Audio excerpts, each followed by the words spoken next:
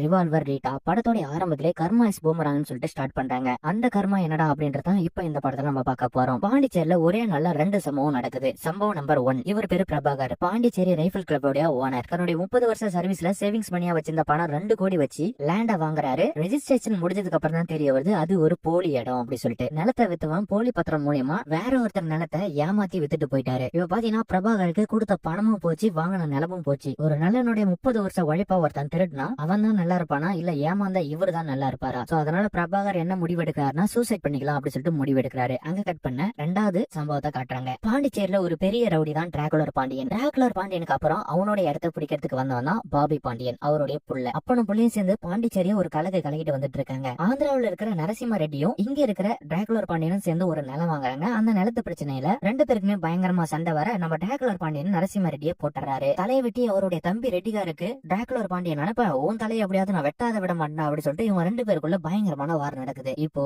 பிரபாகர் தற்கொலை, அப்புறம் ரெட்டியோட அண்ணன் கொலை. இந்த 2 சம்பவத்தையும் கனெக்ட் பண்ணி கர்மா ஆட போற கேம் தான் இந்த படத்துடைய மீதி கதையே. இந்த படம் ஒரு காமெடி ட்ராமா என்டர்டைன்மெண்ட் தான். இந்த படத்தை மிஸ் பண்ணிடாதீங்க, கண்டிப்பா உங்களுக்கு ரொம்பவே பிடிக்கும். சரி வாங்க கதைக்குள்ள போலாம். அதுக்கு முன்னாடி நம்ம சேனலை சப்ஸ்கிரைப் பண்ணா சப்ஸ்கிரைப் பண்ணிடுங்க, பக்கத்துல இருக்க பெல் பட்டனையும் பிரஸ் பண்ணிடுங்க. படத்துடைய ஆரம்பத்துல நம்ம ஹீரோயினை தான் காட்டாங்க. நம்ம ஹீரோயினுக்கு இந்த படத்துல ரீட்டான்னு பேரு. ஒரு ஃபுட் ஷாப்ல ஆர்டர் மேனேஜ்மெண்ட் ஒர்க் பண்ணிட்டு இருக்காங்க. நம்ம ஹீரோயினுக்கு ஒரு அக்கா ஒரு தங்கச்சி. அக்காவுக்கு கல்யாணம் ஆயிடுச்சு. அக்காவுடைய ஹஸ்பண்ட் ரொம்பவே குடிகாரன். ஆவோட அம்மா வீட்டுக்கு அனுப்பி சொத்து வாங்கினா அதை வாங்கினா இது வாங்கினா அப்படி சொல்லிட்டு பஞ்சாயத்து பண்ணிட்டு வந்துட்டு இருக்காரு. இன்னைக்கு அந்த குழந்தைக்கு, அதாவது அக்காவுடைய குழந்தைக்கு பர்த்டே. தங்கச்சி பாத்தீங்கன்னா நீட் எக்ஸாம் படிச்சுட்டு வந்துட்டு இருக்காங்க. நம்ம ஹீரோயினுக்கு அப்பா இல்ல அம்மா மட்டும்தான். அந்த அப்பா வேற யாருமே இல்ல, நம்ம பிரபாகர் தான். அப்பா இறந்ததுக்கு அப்புறம் 18 வருஷமா நம்ம ஹீரோயினுடைய அம்மா செல்லம்மா தான் இந்த குடும்பத்தை கண்ணும் கருத்துமா பாத்துட்டு வந்திருக்காங்க. அது மட்டும் இல்லாத 3 பொட்ட பிள்ளைகளை சமாளிக்கிறது எவ்வளவு பெரிய கஷ்டம் அப்படின்னு சொல்லிட்டு அவங்க பேச்சிலே ரொம்ப தெளிவா தெரியுது. இவ பாத்தீங்கன்னா நம்ம ரீட்டாவுடைய அம்மா நம்ம ரீட்டாக்கு கால் பண்ணி குழந்தையோட பர்த்டேக்கு எல்லா தேவையான பொருளும் வாங்கிட்டியா, கேக் எல்லாம் வாங்கிட்டியா, உடனே நீ வீட்டுக்கு வா அப்படி சொல்லிட்டு அவசரமா வீட்டுக்கு வர வைக்கிறாங்க அவங்க அம்மா. நம்ம ஹீரோயினையும் போகும்போது கேக்கையும் சமோசாவும் வாங்கிட்டு வீட்டுக்கு போக இன்னும் எதுவுமே ரெடி பண்ண வைக்கலையா அப்படின்ற மாதிரி நம்ம ஹீரோயினை கேட்க, எங்க உன் அக்காவும் ஒன்னும் வரல, உன் தங்கச்சியும் ஒன்னும் வரல, இது பத்தாதுன்னு உன் அக்காவுடைய ஹஸ்பண்ட் வேற எங்கேயோ உட்காந்து குடிச்சுக்கிட்டு அலப்பறைய பண்ணிட்டு வந்துட்டு இருக்கான். நான் எவ்வளவோ அவனை கூட்டு பாத்துட்டா வரல, நீ வேணா கூட்டு பாரு அப்படின்ற மாதிரி நம்ம ஹீரோயின் சொல்ல நம்ம ஹீரோயினையும் போன் பண்ணி அக்காவுடைய ஹஸ்பண்ட் கிட்ட பேசுறாங்க. எனக்கு கார் வாங்கி கொடுத்தாதான் நான் வீட்டுக்கு வருவேன் அப்படி சொல்லிட்டு குழந்தை தனமா அடம் பிடிச்சிட்டு நான் வரமாட்டேன்னு சொல்லிடுறாரு. நீ எல்லாம் வரவே தேவைடா அப்படி சொல்லிட்டு போனை கட் பண்ணிட்டு நம்ம ஹீரோயினி அவங்க வேலையை பார்த்துட்டு இருக்காங்க. சோ அங்க கட் பண்ண இந்த சைடு அந்த பாண்டிச்சேரியோட பெரிய ரவுடி டிராகுலர் பாண்டியனை தான் காட்டுறாங்க. டிராகுலர் பாண்டியன் என்னதான் பெரிய ரவுடியா இருந்தாலும் வாரத்துக்கு ஒரு முறை ஒரு பிராத்தல் பாய கான்டாக்ட் பண்ணி அவங்கிட்ட ஏதாவது ஃப்ரெஷ் பீஸ் இருக்கா அப்படி சொல்லிட்டு கேட்டுக்கிட்டும் விசாரிச்சுட்டு வந்துட்டு இருக்காரு. அப்படின்றவன் தான் லல்லு. லல்லு கிட்ட இருந்து இப்ப நம்ம டிராகுலர் பாண்டியனுக்கு போன் வருது, என்கிட்ட ஃப்ரெஷ்ஷா ஒரு பீஸ் இருக்கு, நீங்க உடனே வருங்க அப்படி சொல்லிட்டு சொல்றாங்க. அதை கேட்ட நம்ம டிராகுலர் பாண்டியன் பையன் பாபி கிட்ட சொல்லாத கூட அரக்க பறக்க கிளம்பி அந்த இன்னைக்கு அந்த ஃப்ரெஷ் பீஸ ஒரு பிடிக்கணும் அப்படி சொல்லிட்டு அரக்க பறக்க கிளம்பி போயிடுறாரு. ஆனா இங்க தாங்க ஒரு ட்விஸ்டே, அதாவது நம்ம லல்லுவ ஒரு டீம் அவங்க கண்ட்ரோல்ல எடுத்து வச்சிருக்காங்கன்னு சொல்லிட்டு தெரிய வருது. அது என்னடான்னு பாத்தீங்கன்னா டிராகுலர் பாண்டியனை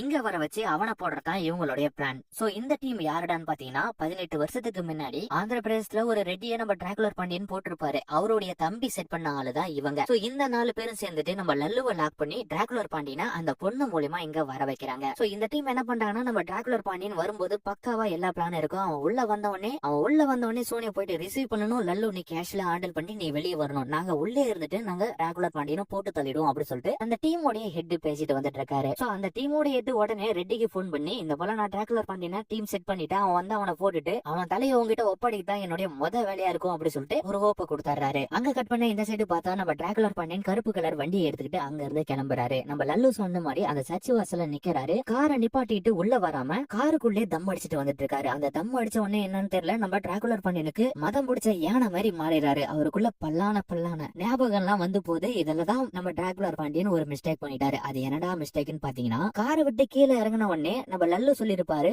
ரைட் சைடுல உள்ள வந்து லெப்ட் சைடுல இருக்கிற 5வது வீட்டுக்கு வரணும் அப்படி சொல்லிருப்பாரு நம்ம லல்லு. ஆனா நம்ம டிராகுலர் பாண்டியன் லெப்ட் சைடுல உள்ள வந்து ரைட் சைடுல இருக்கிற 5வது வீட்டுக்கு போயிடுறாரு. சோ இந்த இடத்துல நம்ம டிராகுலர் பாண்டியனுடைய ட்ராக் மாற அவருடைய லைஃப் சேஞ்ச் மூமெண்ட் எல்லாமே மாறுது. சோ இதெல்லாமே வாட்ச் பண்ணிட்டு இருக்க பாபு என்ன பண்றாரு, அந்த டீமோட ஹெட் கிட்ட போன் பண்ணி இந்த அட்ரஸ் மாறி போறான் அப்படின்ற மாதிரி எல்லாம் சொல்ல, ஐயோ அவங்க எல்லாம் போக கூடாது, இங்க வரவை அப்படி சொல்லிட்டு எதுனா ஒண்ணு சொல்ல, சோ பிளான் சொதப்பிச்சு அப்படி சொல்லிட்டு அந்த டீமோட ஹெட்டும் கன்ஃபியூஷன் ஆகுறாரு. சோ இந்த சைடு பார்த்தா நம்ம டிராகுலர் பாண்டியன் அந்த 5வது வீட்டுக்கு வந்திருக்காருன்னு சொன்ன பாத்தியா, அந்த 5வது வீடே நம்ம ஹீரோயினோட வீடு தான். ஹீரோயினோட வீட்டுக்குள்ள வந்த உடனே பயங்கரமான ஷாக்கு. நம்ம ஹீரோயினுக்கு யாரா இவன் நம்ம கூப்பிடாத முன்ன வந்திருக்கான் அப்படி சொல்லிட்டு. சோ இப்ப நம்ம டிராகுலர் பாண்டியனும் ஃபுல் பாதியில இருக்காரு. அவருக்கு கண்ணா பின்னான்னு ஒண்ணுமே புரியல. நம்ம ஹீரோயினை பார்க்கும் போது எல்லாமே சோனியா நமக்கு தான் நம்ம டிராகுலர் பாண்டியனுக்கு வருது. அதனால நம்ம ஹீரோயின் கிட்ட தப்பா நடந்துக்க பாக்குறாரு. அந்த நேரம் பார்த்து பார்த்து நம்ம ஹீரோயின் அம்மா உள்ள வர, யாரா நீ என் பொண்ணுகிட்ட தப்பா நடந்துக்க பாக்குறேன் அப்படின்னு சொல்லிட்டு கையில வச்சிருந்த குக்கர் மூடியை எடுத்து அடிக்க நம்ம டிராகுலர் பாண்டியன் பறந்து போய் கீழே வைக்கிறாரு. அந்த நேரம் பார்த்து அவர் பாக்கெட்ல இருந்த போன் கீழே விழுந்து ஹேங் ஆக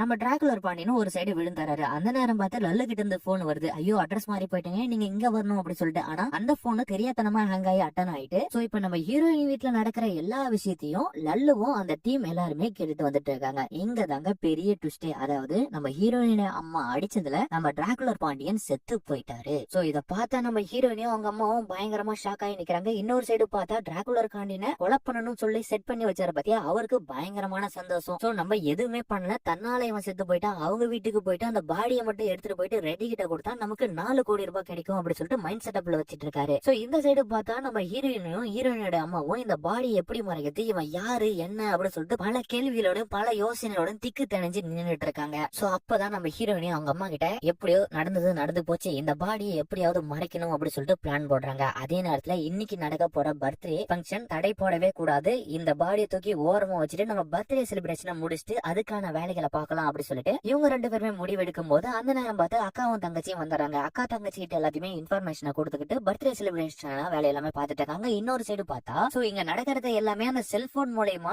ரெட்டியோட ஆளுங்க கேட்டுட்டு வந்துட்டு இருக்காங்க. சோ இப்ப பர்த்டே ஃபங்க்ஷனும் கோலாகலமா முடிஞ்சு போச்சு. அடுத்ததா ஃபேமிலியா சேர்ந்துட்டு இந்த பாடியை டிஸ்போஸ் பண்ணோம், அதுக்கான வேலைப்பாடுகள் எல்லாமே நடந்துட்டு இருக்கு. இப்ப பாத்தீங்கன்னா நம்ம ஹீரோயினி அவங்க ஃபேமிலியா உட்காந்து ஒரு பிளான் போடுறாங்க. அது என்னடான்னு பாத்தீங்கன்னா நாளைக்கு நீட் எக்ஸாம், நம்ம தங்கச்சியை கூட்டிட்டு போயிட்டு பாண்டிச்சேரி யூனிவர்சிட்டியில விட்டுட்டு அப்படியே இந்த பாடியை டிஸ்போஸ் பண்ணலாம். அதுக்கு நமக்கு முதல்ல தேவை ஒரு கார். அந்த காரை செகண்ட் ஹேண்ட்ல வாங்கலாம். அந்த கார் யாருக்காக வாங்கலாம்னு பாத்தீங்கன்னா நம்ம அக்காவுடைய ஹஸ்பண்டுக்காக வாங்குவோம். சோ அந்த கார் வந்த உடனே இந்த பாடியை பொட்டியில போட்டு டிக்கில வச்சுக்கிட்டு நம்ம பாண்டிச்சேரி யூனிவர்சிட்டிக்கு போயிட்டு தங்கச்சியை எக்ஸாம் டிராப் பண்ணிட்டு நம்ம அங்க இருந்து ஃபாரஸ்ட் ஏரியாக்குள்ள போயிட்டு இந்த பாடியை டிஸ்போஸ் பண்ணிட்டு வந்துடலாம் அப்படின்னு சொல்லிட்டு பிளான் போட்டாங்க. சோ இப்ப அந்த போன் மூலியமா எல்லாத்தையும் கேட்டுட்டு இருக்க இந்த டீம் ஆளுங்க என்ன பண்ணிடுறாங்கன்னா, சோ இதுதான் இவங்களுடைய பிளானா, இதுக்கப்புறம் இவங்களுடைய போன் கால் தேவையில்ல அப்படின்னு சொல்லிட்டு அந்த போனை கட் பண்ணிடுறாங்க. சோ அங்க கட் பண்ண இந்த சைடு பாத்தீங்கன்னா நம்ம ரீட்டாவுடைய ஃபேமிலி தான் கட்டாங்க. இப்போதைக்கு இந்த பாடியை ஃப்ரீசர்ல வைக்கலாம் அப்படின்னு சொல்லிட்டு ஃப்ரீசர்ல எடுத்து அந்த பாடியை வச்சிடறாங்க. அதே அடுத்த நாள் காலையில இவங்க பிளான் பண்ண மாதிரி அந்த செகண்ட் ஹேண்ட் காரையும் வாங்கிறாங்க. இந்த சைடு பார்த்தா நம்ம லல்லு கிட்ட இருந்து ரெட்டியோட ஆள் கிட்ட இருந்து போன் போகுது. அது எதுக்காகன்னு பாத்தீங்கன்னா, நான் டிராகுலர் பாண்டியனை இங்க வர வச்சுட்டேன், சோனியா மூலியமா எனக்கு 50 லட்சம் ரூபாய் வர வேண்டும், இப்ப நானும் சோனியா ஒன்னாதான் இருக்கோம், எங்களுடைய ஷேரை கொடுத்துருன்னா போதும் அப்படின்னு சொல்லிட்டு லல்லு ஒரு சைடு போன் பண்ணி கேட்டு இருக்காரு. ஏண்டா டிராகுலர் பாண்டியன் நீங்க வரவே இல்ல, சோ ஒண்ணுமே நடக்கல, ஆனா உனக்கு 50 லட்சம் ரூபாய் ஷேரை கொடுக்கணும், நான் எங்கடா போறது அப்படின்ற மாதிரி எல்லாம் இந்த டீமோட ஹெட் பேசிட்டு இருக்க.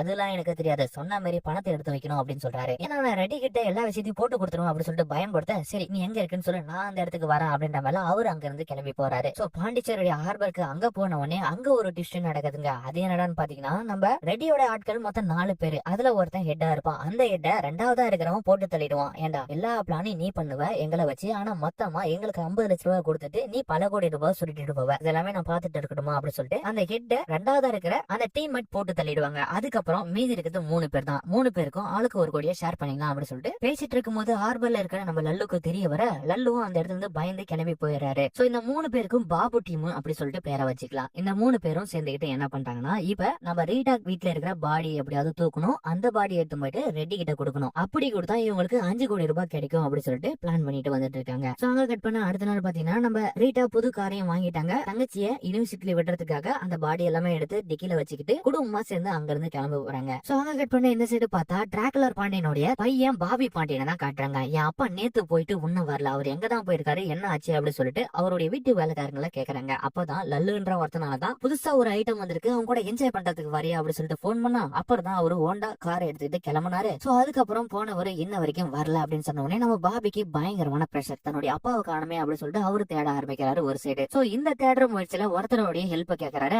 அவரு யாருடான்னு பாத்தீங்கன்னா ஒரு போலீஸ் ஆபீசர், இவருக்கு காமராஜ்னு பேரு. சோ இப்ப பாபி பாண்டியனும் அப்பாவுடைய டீடைல் எல்லாமே காமராஜ் கிட்ட அனுப்ப சைபர் கிரைம்ல கொடுத்து செக் பண்ண சொல்றாரு, அவருடைய போன் எந்த இடத்துல ட்ராக் ஆயிருக்குது அப்படி சொல்லிட்டு. அப்படி ட்ராக் பண்ணி அப்பாவுடைய ஒரு போனை மட்டும் கண்டுபிடிச்சிட்டாங்க. இன்னொரு போனு நம்ம ரீட்டா கிட்ட இருக்கு, அதாவது நம்ம பாபி பாண்டியன் கூட அந்த போன் இருக்கு. இன்னொரு போனு ஒரு கார் டிரைவர் கிட்ட இருந்து கண்டுபிடிக்கிறாங்க. இவர் கார் டிரைவர் மட்டும் இல்ல, காரை திருடி சேல் பண்றவரும் ஒருத்தர் தான். இங்க தாங்க ஒரு சின்ன திருப்பம். அது என்னடான்னு பாத்தீங்கன்னா, ரீட்டா அந்த பாடியை டிஸ்போஸ் பண்றதுக்காக ஒரு செகண்ட் ஹேண்ட்ல ஒரு கார் வாங்கியிருப்பாங்க. அந்த காரை கொடுத்தவரே இப்ப போலீஸ் கிட்ட மாட்டி இருக்கவர் தான். இப்ப பாத்தீங்கன்னா நம்ம ரீட்டா டிராகுலர் பாண்டியனுடைய வண்டியிலே டிராகுலர் பாண்டியனுடைய பாடியை டிஸ்போஸ் பண்றதுக்காக போயிட்டு இருக்காங்க. போலீஸ் ஆபீசரும் கார் கொடுத்தோன்னு அடிச்சு விசாரிக்கும் போது நம்ம ஹீரோயினோட போட்டோவை காட்டி நான் இவங்களுக்கு தான் காரை வித்தேன் அப்படின்ற மாதிரி எல்லாம் காட்ட, போலீஸ் ஆபீசர் நம்ம ஹீரோயினோட போட்டோவை பார்த்த உடனே பயங்கரமா ஷாக் ஆகி நிக்கிறாரு. இவ கிட்ட தான் காரை வித்தியா, எனக்கும் இவளுக்கும் ஆல்ரெடி பழைய பகை இருக்கு, அதை வச்சு ஆயிடுச்சு, இவள நான் க்ளோஸ் பண்ண போறேன் அப்படி சொல்றாரு. அது என்னடா பகன்னு பாத்தீங்கன்னா, நம்ம போலீஸ் ஆபீசர் காமராஜ் இருக்காரு பத்தியா, அவர் ஒரு போலீஸ் ஆபீசர் இருந்தாலும் பல கடைகள்ல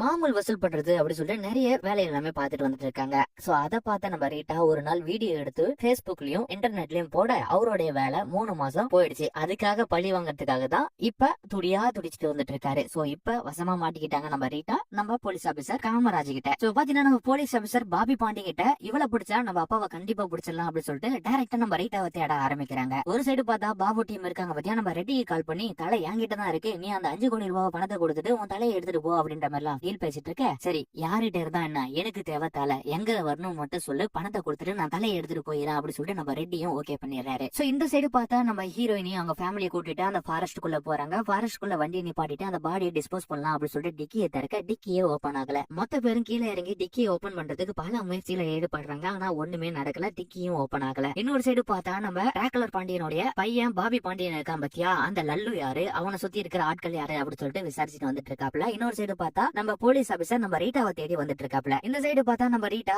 டிக்கியை திறக்க முடியாத ரொம்ப கஷ்டப்பட்டு இருக்காங்க. அதே சமயத்துல நீட் எக்ஸாமுக்கான டைமும் போயிட்டு இருக்கு. நம்ம வேணா தங்கச்சியை டிராப் பண்ணிட்டு வந்து இந்த பாடியை டிஸ்போஸ் பண்ணலாம் அப்படின்னு சொல்லிட்டு எக்ஸாம் ஆளுக்கு கூட்டிட்டு போயிடுறாங்க நம்ம ஹீரோயினி. இப்ப பாத்தீங்கன்னா நம்ம ஹீரோயினி தங்கச்சியை டாப் பண்ணிட்டு வேகமா வந்துட்டு இருக்க சிக்னல்லே நம்ம போலீஸ் ஆபீசர் நம்ம ரீட்டாவை மடக்கிட்டாரு. அது மட்டும் இல்லாத நம்ம ரீட்டா பின்னாடி பாபுவோடைய டீமும் 3 பேரும் வந்துட்டு இருக்காங்க. எதுக்காகன்னு பாத்தீங்கன்னா நம்ம ரீட்டாவுடைய டிக்கில தானே அந்த பாடி இருக்கு, அந்த பாடி எடுத்துட்டு போயிட்டு ரெட்டி கிட்ட கொடுத்தாதான் இவங்களுக்கு பணம் கிடைக்கும். இப்ப நம்ம ரீட்டாவை காமராஜ் அரெஸ்ட் பண்ணி போலீஸ் ஸ்டேஷனுக்கு கூட்டிட்டு போயிடுறாங்க. நம்ம ரீட்டா மனசுலயும் அவங்க ஃபேமிலி மனசுலயும் ஒரே பயம் தான், அதாவது வண்டிக்குள்ள பாடி இருக்கு, வண்டியை மட்டும் செக் பண்ணாங்கன்னா நம்ம டோட்டலா ஜெயிலுக்கு போக வேண்டியதான், கழி தின்ன வேண்டியதான் அப்படின்னு சொல்லிட்டு பயத்துல இருக்காங்க. இன்னொரு சைடு பார்த்தா நம்ம காமராஜ் ரீட்டாவை பார்த்து பயங்கரமா அவமானப்படுத்தி பேசிட்டு வந்துட்டு இருக்காரு. நீ எனக்கு பண்ண காரியத்துக்கு எனக்கு சின்னதா ஒரு பணத்தை கொடுத்துட்டு நீ பாட்டு போயிட்டே இருக்கு அப்படி சொல்றாரு. அவளுக்கு எவ்வளவு பணம்னு பாத்தீங்கன்னா 50 லட்சம் ரூபாய் கேட்கறாரு. என்னால 50 லட்சம் ரூபாய் கொடுக்க முடியாது, இந்த வண்டி திருட்டு வண்டிலாம் இல்ல, நான் சொந்தமா காசு கொடுத்து வாங்கியிருக்கேன், என்கிட்ட எல்லா ப்ரூஃப் இருக்கு அப்படி சொல்லிட்டு நம்ம ரீட்டாவும் அடிச்சு போலீஸ் ஆபீசர்ட்ட பேசுறாரு. அதுக்கு போலீஸ் ஆபீசரும் எம்மா உன் பருப்புலாம் இங்க வேலையாவாது, நான் சொல்றதான் இனி நீ கேட்கணும் அப்படின்ற மாதிரி இவங்க 2 பேருக்குள்ள பயங்கரமா சண்டை நடக்குது. அந்த நேரத்துல கொசு வாங்கிட்டு அடிக்கிறதுக்காக ஸ்டேஷனுக்குள்ள வரத ஒரு நபரால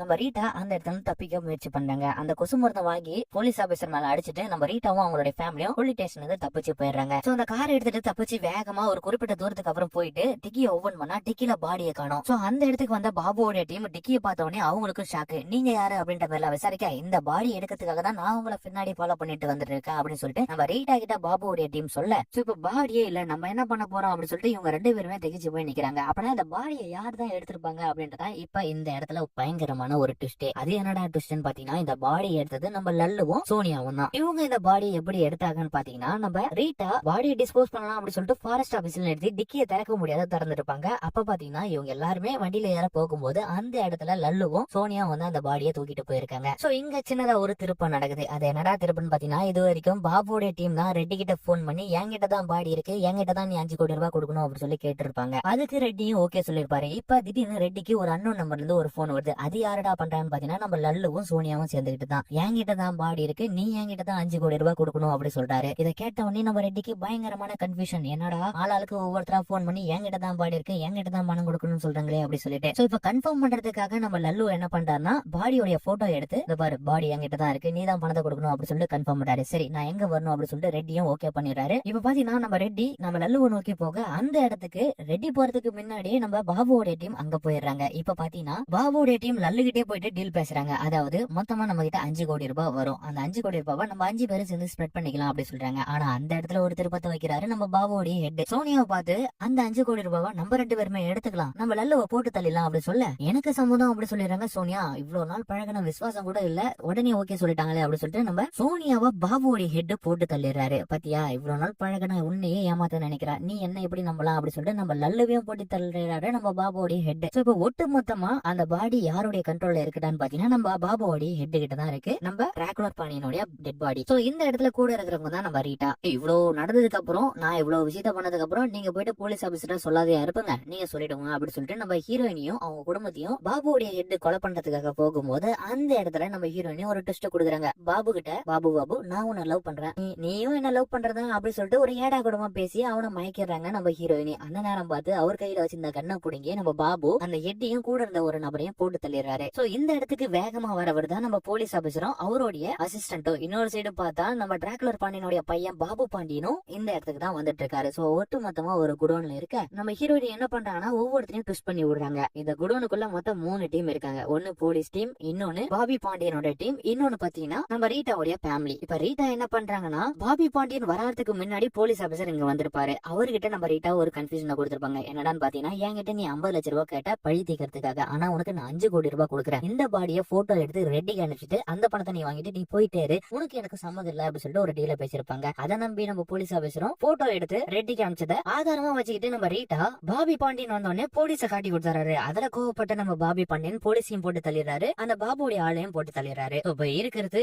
பாபி பாண்டியன், நம்ம ரீட்டா. சோ இந்த இடத்துக்கு மாசா என்ட்ரி கொடுக்கறதா நம்ம ரெட்டி. சோ அந்த பணத்தை எடுத்துக்கு இந்த குடோனுக்கு தானே வரேன்னாரு. இங்க வந்த உடனே நம்ம பாபி பாண்டியனை பார்த்த உடனே, ஏன்னா நம்ம அப்பா தானே போட்டு தள்ளலாம், அதனாலதான் உன்ன போட வந்திருக்கேன் அப்படின்னு சொல்லிட்டு பாபி பாண்டியனை நம்ம ரெட்டி போட்டு தள்ளிடுறாரு. சோ எல்லா பிரச்சனையும் முடிஞ்சிருச்சு அப்படின்னு சொல்லிட்டு நம்ம ரெட்டி ரீட்டாவை பார்த்து நடந்ததாவே இருக்கட்டும், இவங்களை கொலை பண்ண என் கூட இருந்து ஹெல்ப் பண்ணதுக்கு ரொம்ப நன்றி அப்படின்னு சொல்லிட்டு நம்ம ரீட்டாவை பார்த்து நம்ம ரெட்டி சொல்லிட்டு கிளம்ப, அந்த இடத்துல நம்ம ஹீரோயினி பயங்கரமான ஒரு ட்விஸ்ட கொடுக்குறாங்க. அது என்னடா ட்விஸ்ட் பாத்தீங்கன்னா, அவங்க கையில ஒரு ரிவால்வரை எடுத்து வச்சுக்கிட்டு ரெட்டிய பார்த்து ஷூட் பண்றதுக்கு தயாரா நிக்கிறாங்க. என்ன ரெட்டி, என்ன யாருன்னு தெரியலையா? 18 வருஷத்துக்கு முன்னாடி 3 கோடி ரூபாய் ஒருத்தரை ஏமாத்தி ஒரு நிலத்தை அபகரிக்க பாத்தியே, அவருடைய பொண்ணு தாண்டா. உன் ரிவெஞ்ச முடிச்சிட்ட, ஏன் ரிவெஞ்ச் ஒன்னும் முடியல, உன்னை போட்டு தள்ளுறதா என்னுடைய ரிவெஞ்ச் அப்படின்னு சொல்லிட்டு நம்ம ரீட்டா நம்ம ரெட்டிய போட்டு தள்ளுறாங்க. அது மட்டும் இல்லாத நம்ம ரெட்டி எடுத்துட்டு வந்த அந்த 5 கோடி ரூபாய் பணத்தை எடுத்துக்கிட்டு அவங்க லைஃப் செட்டிலும் ஆயிடுறாங்க. சோ இதுதான் இந்த படத்தோடைய கர்மா இஸ் பூமராங் அப்படின்னு சொல்லிட்டு ரொம்ப தெளிவா முடிச்சிருக்காங்க இந்த படத்தை. இந்த படத்தோட கதை உங்களுக்கு பிடிச்சிருந்தா மறக்காம நம்ம சேனலை சப்ஸ்கிரைப் பண்ணிட்டு பக்கத்துல இருக்க பெல் பட்டனையும் பிரஸ் பண்ணிடுங்க.